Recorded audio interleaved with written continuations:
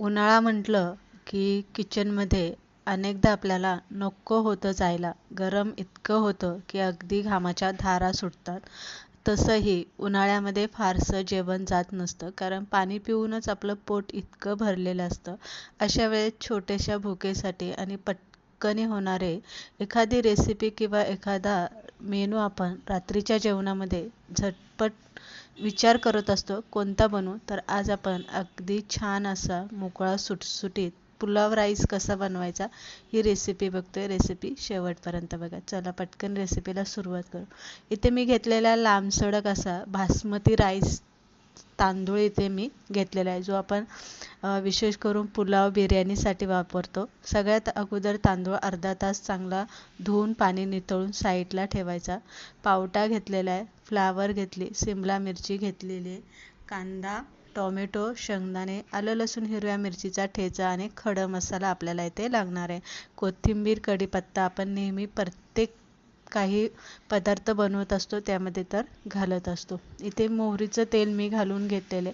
मोहरीचं तेल गरम झालं की त्यामध्ये खडा मसाला घालायचा आणि पुलाव बनवत असताना शक्यतो आपल्याला कांदा असा उभा चिरायचा आहे, पातळ चिरायचा आहे आणि कांदा थोडासा इथे जास्त वापरायचा. कांदा तेलामध्ये चांगला परतून घेतला की मग आपल्याला यामध्ये आलं लसूण आणि हिरव्या मिरचीची जी पेस्ट करून घेतलेली ती 2 चमचे यामध्ये घालायची आहे. टोमॅटो घालायचा आहे आणि भिजून घेतलेले शेंगदाणे सुद्धा मी इथे घातलेले. शेंगदाणे तुम्ही तुमच्या आवडीप्रमाणे कमी जास्त करू शकता. नंतर तुमच्या आवडीप्रमाणे तुम्ही इथे भाज्या सुद्धा वापरू शकता.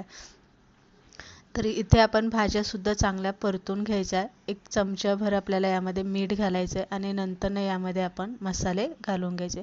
मसाल्यामध्ये नेहमीचे मसाले जे असतात ते घालायचे, पण धना पावडर आणि बिर्याणी मसाला आवर्जून आपल्याला यामध्ये घालायचा आहे. त्यानंतर तुम्ही बाकीचे मसाले जे तुमचे कोरडे मसाले ते कमी जास्त करून तुम्ही इथे घालू शकता.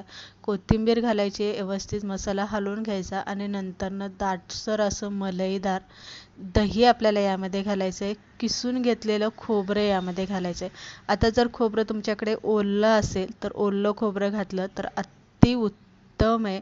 नसेल तर आपलं सुक्कं जे खोबरं असतं तेच यामध्ये घालून घ्यायचं. भाज्या व्यवस्थित हलवून घ्यायच्या आणि नंतर तांदूळ जो आपण धुवून घेतला होता तो तांदूळ यामध्ये घालायचा आहे आणि व्यवस्थित तांदूळ सुद्धा आपल्याला ह्या भाज्यांबरोबर चांगला परतून घ्यायचा आहे. आता इथे पुलाव बनवताना पाण्याचं प्रमाण अत्यंत महत्त्वाचं असतं. पाणी किती घालायचं आहे, एखाद्या वाटीने जर तुम्ही तांदूळ मोजून घेतला असेल, 2 वाट्या जर तुम्ही तांदूळ घेतला असेल तर त्या 2 वाट्या तांदळासाठी 4 वाट्या एवढं पाणी घालायचं आहे, मीठ घालायचं आणि हलवून झाकण ठेवायचं. बारीक गॅसवरती भात इथे शिजवून घ्यायचा. भात इथे आपण शिजवून घेतलेला आहे. नंतर सगळ्यात शेवटी आपण इथे वरनं तूप घालणार आहे 2-3 चमचे आणि झाकून परत आपण 5 मिनिटासाठी ठेवून देणार आहे. तर इथे बघू शकता एकदम मोकळा सुटसुटीत आपला इथे पुलाव राईस इथे बनवून तयार झालेला आहे. इतका मोकळा सुटसुटीत झालेला आहे आणि वाससुद्धा इतका दरवळतोय की अगदी तोंडाला पाणी सुटेल. या पद्धतीने जर तुम्ही पाण्याचं प्रमाण, भाज्यांचं प्रमाण, मसाल्यांचं प्रमाण जर तुम्ही व्यवस्थित घातलं तर एकदम चविष्ट होतो आणि अगदी आपण हॉटेलमध्ये खातो त्याहीपेक्षा एकदम सुंदर चवीला लागतो. तर इथे आपला झाला आहे पुलाव राईस बनवून तयार झालेला आहे आणि इथे मी एक मठ्ठा बनवून घेतलेला आहे, जो आता उन्हाळा चालू आहे, थंड पीत जा तुम्ही. तर इथे आपला मठ्ठा आणि खाण्याबरोबर सॅलड मी इथे काकडी आणि टोमॅटो घेतलेला आहे. अशा पद्धतीने तुम्हाला जर ही रेसिपी आवडली असेल, रात्रीच्या जेवणामधला हा मेनू तुम्हाला आवडला असेल, लाईक करा, शेअर करा आणि तुम्हाला तो कसा वाटला हे कमेंट करून नक्की सांगा.